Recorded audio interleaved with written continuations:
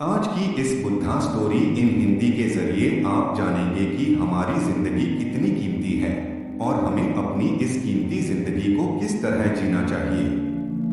एक बार की बात है, गौतम बुद्ध अपने शिष्यों को जिंदगी से जुड़ी अच्छी बुरी चीजों का ज्ञान दे रहे थे।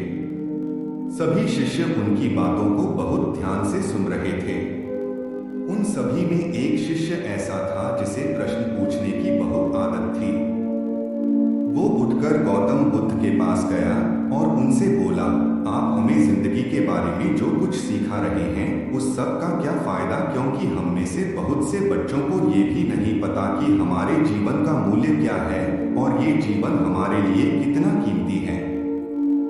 पहले आप हमें ये बताइए कि इस जीवन का मूल्य क्या है। अपने शिष्य की बात सुनकर गौतम बुद्ध अपने कक्ष में गए और एक चमकता हुआ पत्थर का टुकड़ा लेकर आए। वो टुकड़ा उन्होंने अपने शिष्य को दिया और बोले, मैं तुम्हें इस जीवन का मूल्य तब बताऊंगा जब तुम इस पत्थर का सही मूल्य पता लगाकर आओगे। साथ ही ये ध्यान रखना कि तुम्हें ये पत्थर का टुकड़ा किसी को बेचना नहीं है। गौतम बुद्ध की बात मानकर वो शिष्य बाजार की तरफ चला गया। बाजार में सबसे पहले उसकी नजर एक फल बेचने वाले पर पड़ी और उसने वो पत्थर उस फल वाले को दिखाया और बोला, इस पत्थर के बदले आप मुझे कितने फल दे सकते हो।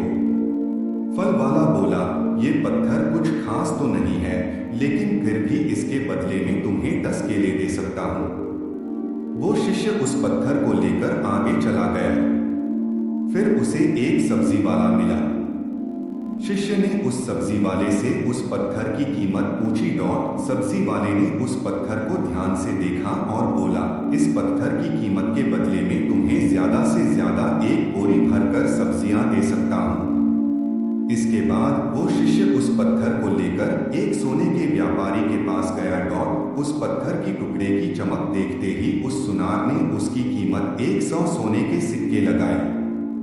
शिष्य ने वो टुकड़ा बेचने से मना किया तो वो सुनार उसके बदले 200 सोने के सिक्के देने को भी राजी हो गया, लेकिन शिष्य ने वो पत्थर नहीं बेचा। इसके बाद वो शिष्य एक हीरों के व्यापारी के पास गया और उनके सामने उसने वो पत्थर के टुकड़े को रख दिया।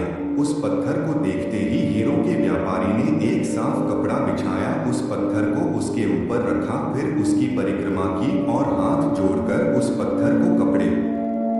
शिष्य ने वो टुकड़ा बेचने से मना किया तो वो सुनार उसके बदले 200 सोने के सिक्के देने को भी राजी हो गया, लेकिन शिष्य ने वो पत्थर नहीं बेचा। इसके बाद वो शिष्य एक हीरों के व्यापारी के पास गया और उनके सामने उसने वो पत्थर के टुकड़े को रख दिया।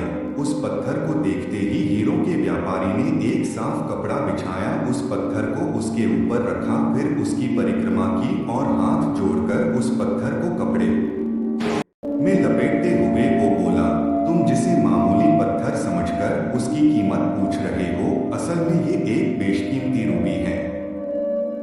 ऐसा रूबी हर किसी को नहीं मिलता। मैं अगर अपना सब कुछ बेच भी दूं तो भी इसकी कीमत नहीं चुका सकता। उस व्यापारी की बातें सुनकर वो शिष्य हैरान हो गया। वो दौड़ा दौड़ा सीधा बुद्ध के पास आया और उन्हें उसने जो कुछ भी बाजार में हुआ वो सब बताया। उसकी अचरज भरी बातें सुनकर गौतम बुद्ध बोले, तुम्हारे सवाल का जवाब इस रूबी की कीमत में ही छिपा है। हमारा जीवन भी एक रूबी है। रूबी की तरह ये भी बेशकीमती है, लेकिन हम इस बात को हमेशा नजरअंदाज करते हैं और अपने जीवन का मूल्य नहीं समझते। हम दूसरों को देखकर और उनके जैसा जीवन जीने की कोशिश में अपने जीवन की कीमत को कम कर देते हैं। हम ये सोचते हैं कि हमारी जिंदगी की कीमत वही है जो दूसरे हमें बताते हैं, लेकिन